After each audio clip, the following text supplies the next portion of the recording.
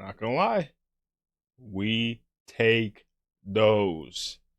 I was prepared to come into this review, this match reaction, saying over and over again because I'm not gonna lie, it was looking like the inevitable was gonna come to pass. We were gonna lose to City after having the worst week with our entire club situation, and I was prepared to lose 3-4 nil. I'm not even gonna lie. I went all in on City for my fantasy, everything. I was like, hey, if we're gonna lose, at least let me get some points out of it. But there we go. Last minute equalizer. I'm not gonna start celebrating this like people were trying to celebrate the Arsenal draw like it was a win. Hey man, a draw is a draw. But the way that game was going, not gonna lie, we really do take those because City had their opportunities. The ending stats here, I don't feel like tell the full story since we had more expected goals, which is fair. We had some rough chances missed, but they had way more shots. It says we had more big chances. I don't know exactly how they calculate that stat, but I would say City definitely had some big chances. But overall, I'd say we were lucky to not be down by more at that point in the game. 1-0 meant it was always, it was always in the air that something could happen. We were getting opportunities, but City, they just weren't clinical enough in the final third to put us away. They really could have had a two or three. Haaland had that shot off the post or the crossbar, whatever, off the woodwork in the first half. I thought that was GG's right there because that was almost devastating. Cherki had an opportunity to square up. I think Bernardo Silva, that wasn't, it just was a little behind him. Foden had a chance to square up Haaland, couldn't get that through. But they had their chances, honestly. But we had our chances too. And we're going to get to it, but damn, we absolutely take those. Look at the lineup going to the game. We had Callum McFarlane taking over for us as our interim manager. We absolutely, no disrespect to him.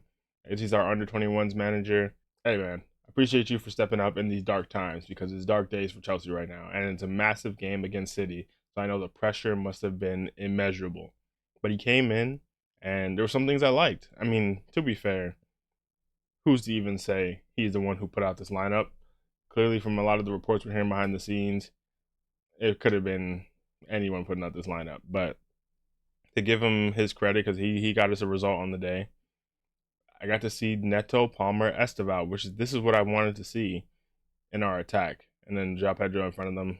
Sure, that's our best option, I guess. But this is what I wanted to see in our attack. We're fed up with this Garnacho and Gittins rotation. If you watch my video from almost a week ago, I put out what I think is our best starting 11, and this front four is what I was looking for. James here. The one thing we were missing was Caicedo here, and obviously we have injuries in our back line, which meant we're lining up like this. But in general, I was happy to see this. In actuality, the way City play with O'Reilly pushing up, but Nunes sitting back, it meant Estevao was in areas that weren't too effective for him. We did see him try to switch with Neto at some point in the first half, but then he ends up coming off at halftime. So you didn't get to see too much from Estevao this game. City lining up, probably they would say their strongest back line. Obviously, both of their center backs went down with injuries. Rodri wanted to make a comeback against us. Bernardo Silva, Reinders, no Nico Gonzalez. I think he's out with an injury. Cherki and Foden. I mean, Doku came on in this game. They had a pretty strong lineup too, and Haaland up top, obviously. Obviously, Haaland didn't score, but I still think he had a good game. He was looking dangerous. And the options we had on the bench, it is what it is. Garnacho and Gittins both there. Neither of them came on. We take those. But looking at this game, going through the events, Tijani Reinders, first half, it was pretty much all City, but I wouldn't say there's not too much to talk about there. But they were just dominating us, I can't lie. Tijani Reinders gets his opportunity. Cherki tries to put a ball through to Haaland. It kind of comes off Shield. Then Reinders squares him up one-on-one. And it's a good finish, honestly. Near post, maybe you could say Jorgensen. That's the other thing. Jorgensen started instead of Sanchez, which is its own thing. But maybe you should say Jorgensen should have kept that out near post. But Hey, to Reinders somehow, I feel like every finish I see from him, he just hits the roof of the net, bro. He's like good at that, but that's a good finish to give it to him. Badiashile almost got a foot on it, but going into halftime, that was kind of a devastating blow momentum wise. It was looking a bit spooky at that point. I think I can't remember if it was before or after half, but Haaland had a chance that was deflected off Badiashile, I think, and Jorgensen made a good save on that. Obviously, I mentioned earlier, Haaland had the shot that went against the woodwork. So they had their opportunities in the first half. It was looking a bit spooky, but second half, McFarlane, shout out to him. He said, let's switch it up a bit. He brought on Santos for Estevao, dropping him next to Reece James, letting Enzo push forward, which in the end proved to be a good choice. Vardio goes down, and Kushyanov comes on. Delap comes on for João Pedro at a point. And at this point, I was like, okay, I guess João Pedro isn't really getting up to much. But I literally had texted someone when Delap came on and said, hey, man, as long as we don't get a yellow, it's a good game from him. This guy, Liam Delap, he is a guaranteed stat. He is a stat patter, but in the worst way possible. Most players, you'd be like, hey, man, like, Messi, he's a guaranteed GA a game. Ronaldo guaranteed goal. Like, most players you want to say they're guaranteed something, but Delap is a guaranteed yellow. This dude is coming on in games, late into games, and still picking up a yellow card without fail. I just don't get it. I don't. Can we see the stats now? Can we see how many yellows this dude has had? This is actually ridiculous. Okay, this is only 2, but this is just in the league. In 7 starts, 11 matches in total, but this doesn't even take into account the cup competitions where he's gotten yellows too, reds even. It's embarrassing. It's honestly embarrassing. But to be fair to him, when Delap came on, he had some of the best opportunities I've seen him have in the Chelsea shirt in the last few months. I mean, when he first came, early Club World Cup times, he showed a little more promise, but this game, I saw some things from him. I was like, oh, the hold up play is a little bit better. The running the channels a little bit better. He had this one chance where the ball gets played into him. He turns with a touch, and then the shot isn't the best because he's getting pressured. Easy save for Donnarumma. But to that, I was like, okay, that's a little bit of promise there. Fair play. I wasn't too mad at that. But then, of course, he had to go and push Kushyanov against the advertisement boards and get a yellow. I mean, that's just Liam Delap, I guess. But Hato, I was wondering what happened to him, like what with the injury situation. We haven't seen this guy in a while. Apparently, they said on the commentary, apparently he's fallen out with Maresca, so now he's getting his opportunity again. I guess I don't know, but I'm not gonna lie, he wasn't the best. He did have a nice little cross into the box, a ball, or I guess a cutback, where he went. Neto played it into him when he was making the underlap. Then he went and played it across to Palmer, and Palmer couldn't get a connection on it to put it on target. That was nice. I'll give that to him. That was nice. But actually, defensively, it was spooky, bro. You could tell he was rusty or something. I don't know if he's just not comfortable, but he was just all over the place. He did not look settled at all. I do want to see. Well, now that Kukurea is out, I do want to see him get some more minutes. I mean, we shouldn't be forced to start Gusto or Achimpong at left back when we have Hato sitting there on the bench. So if Kukurea is out next game, I want to see him start. I know, I mean, to be fair, with the way he performed, maybe I don't, but I want to see him get some confidence because this is supposed to be a massive prospect coming out of Europe, and it hasn't been the best so far. So I'm hoping for more from him. They had Doku come on, and Doku looked electric as usual. That guy is just a monster. I wish we could have a dribbler on that level.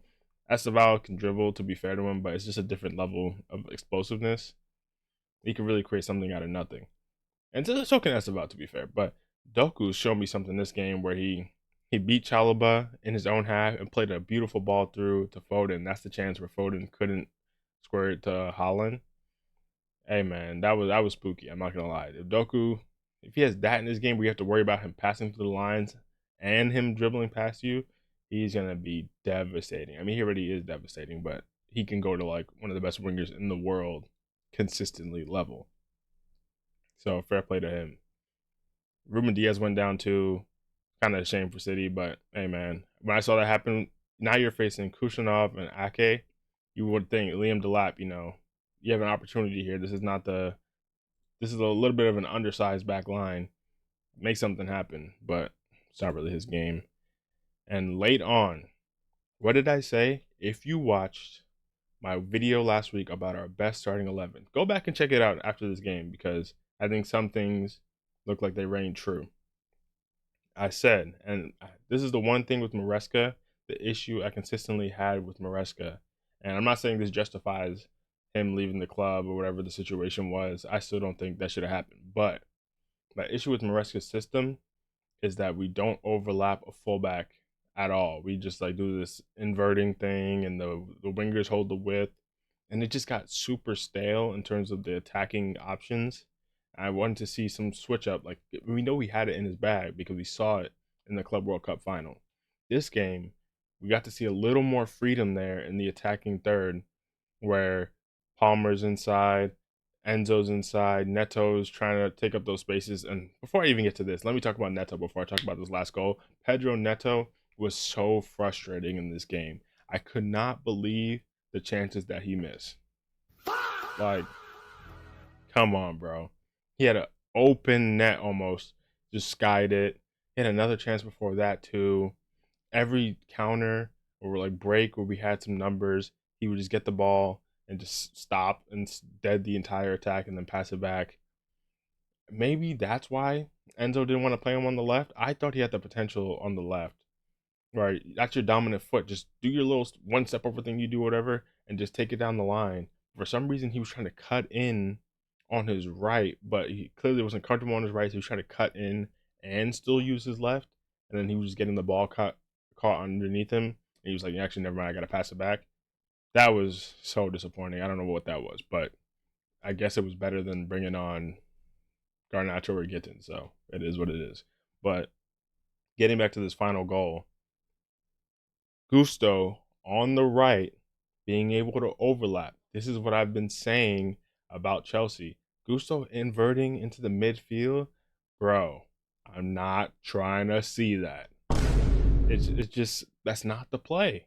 That's really not the play. Gusto bombing down that right side, which gave us Hato coming on gave us the option because now Hato, what's his name, Badiashile and Chalaba setting up in that back three in possession gives Gusto the opportunity to bomb down that wing. And then we have whoever was playing on that right able to stay inside, whether it was Palmer or whatever. Now Gusto beats O'Reilly. O'Reilly, that was a poor challenge from him. He had a good game generally. I mean, O'Reilly, what a talent, honestly.